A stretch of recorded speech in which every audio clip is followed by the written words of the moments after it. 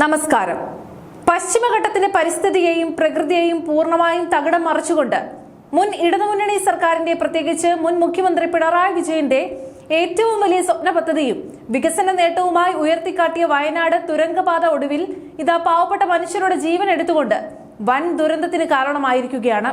ദുരന്ത മുന്നറിയിപ്പുകളെല്ലാം തന്നെ കൺമുന്നിൽ ഉണ്ടായിട്ടും അത് പൂർണ്ണമായും കണ്ടില്ലെന്ന് നടിച്ചതിന്റെ ഭവിഷ്യത്താണ് വയനാട് ഇപ്പോൾ വീണ്ടും അനുഭവിച്ചുകൊണ്ടിരിക്കുന്നത്.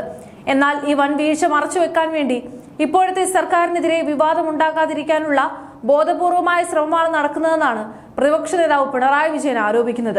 വയനാട്ടിൽ ദുരന്തം നടന്ന സ്ഥലം നേരിട്ട് സന്ദർശിച്ചതിന് ശേഷം മാധ്യമങ്ങളോട് സംസാരിച്ച പിണറായി വിജയൻ ഈ തുരങ്കപാതയ്ക്ക് പാരിസ്ഥിതിക അനുമതി ലഭിച്ചതുമായി ബന്ധപ്പെട്ട് നിലവിലെ മുഖ്യമന്ത്രി വി.ഡി. സതീശൻ നടത്തിയ പ്രസ്താവനകൾ പൂർണ്ണമായും തെറ്റാണെന്ന് വാദിക്കുകയാണ്. പരിസ്ഥിതി അനുമതി ലഭിച്ചത് ഏതെങ്കിലും തരത്തിലുള്ള സൂത്രപ്പണിയിലൂടെ അല്ലെന്നും അതീവ സുതാര്യമായി നടന്ന പഠനങ്ങൾക്ക് ശേഷമാണെന്നുമാണ് അദ്ദേഹം പറയുന്നത്. 2023 ഇത് സംബന്ധിച്ച പഠനങ്ങൾ നടന്നതെന്നും സംസ്ഥാന കേന്ദ്ര സർക്കാരുകൾ കൃത്യമായി അനുമതി നൽകിയതാണെന്നും പിണറായി വിജയൻ അവകാശപ്പെടുന്നു. ഹൈക്കോടതി 2025 ഡിസംബർ 16 ഈ അനുമതിക്കെതിരെയുള്ള ഹർജികളെല്ലാം തള്ളിക്കളഞ്ഞതാണെന്നും പിന്നീട് അപ്പീലുകൾ സുപ്രീം കോടതിയിൽ എത്തിയപ്പോൾ സുപ്രീം കോടതിയും ഹൈക്കോടതിയും വിധി ശരിവെച്ചതാണെന്നും പിണറായി വിജയൻ ചൂണ്ടിക്കാണിക്കുന്നു. അതുകൊണ്ട് തന്നെ ഈ പദ്ധതിക്ക് പാരിസ്ഥിതിക അനുമതി സമ്മർദ്ദം ചെലുത്തി വാങ്ങിയതാണെന്ന ഇപ്പോഴത്തെ സർക്കാരിന്റെ ആരോപണം കോടതിയോടുള്ള അവഗണനയാണെന്നാണ് അദ്ദേഹത്തിന്റെ വാദം. പലരെയും പഴിചാരി മന്ത്രിമാർ തങ്ങളുടെ ഉത്തരവാദിത്തത്തിൽ നിന്ന് ഒഴിഞ്ഞു മാറുകയാണ്. ഉന്നതതല യോഗം ചേർന്ന് മണ്ണ് നീക്കാൻ നിർദ്ദേശം നൽകിയിട്ടും ആ തീരുമാനം എങ്ങനെ അട്ടിമറിക്കപ്പെട്ടു എന്നും ആരാണിതിന് ഉത്തരവാദിയെന്നും പിണറായി വിജയൻ ചോദിക്കുകയാണ്.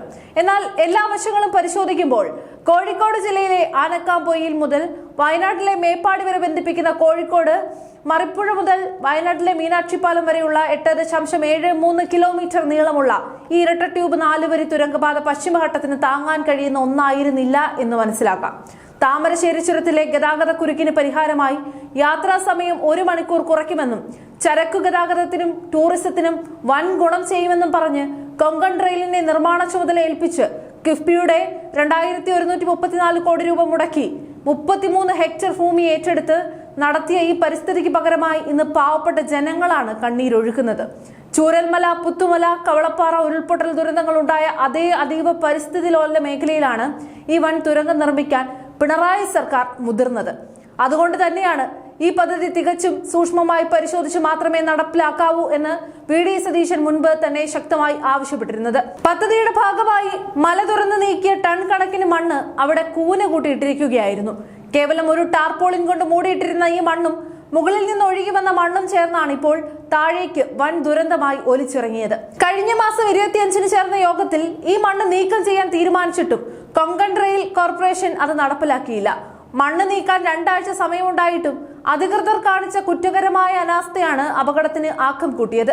ചുരുക്കത്തിൽ ഈ വലിയ അപകടത്തിന്റെ പശ്ചാത്തലത്തിൽ പദ്ധതികൾ ഇനി എങ്ങനെ മുന്നോട്ട് പോകുമെന്നത് വലിയൊരു ചോദ്യചിഹ്നമാണ്.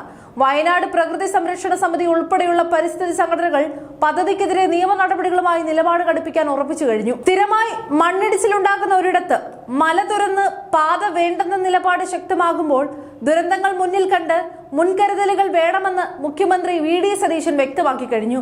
പദ്ധതിയുടെ ഭാവി ഇനി എങ്ങനെ വേണമെന്ന് മുഖ്യമന്ത്രിയുടെ നേതൃത്വത്തിൽ വിശദമായി പരിശോധിക്കുമെന്നാണ് പൊതുമരാമത്ത് വകുപ്പ് മന്ത്രി പി.കെ. ബഷീർ വ്യക്തമാക്കിയത്. അതായത് ദീർഘവീക്ഷണമില്ലാത്ത 4 വർഷം കൊണ്ട് പണി തീർക്കാൻ നോക്കിയ ഈ വിനാശകരമായ പദ്ധതിയുടെ ഭാവി ഇനി മുഖ്യമന്ത്രി വി.ഡി. സതീശന്റെ നിർണായകമായ നിലപാടുകളെ ആശ്രയിച്ചായിരിക്കും ഇരിക്കുക.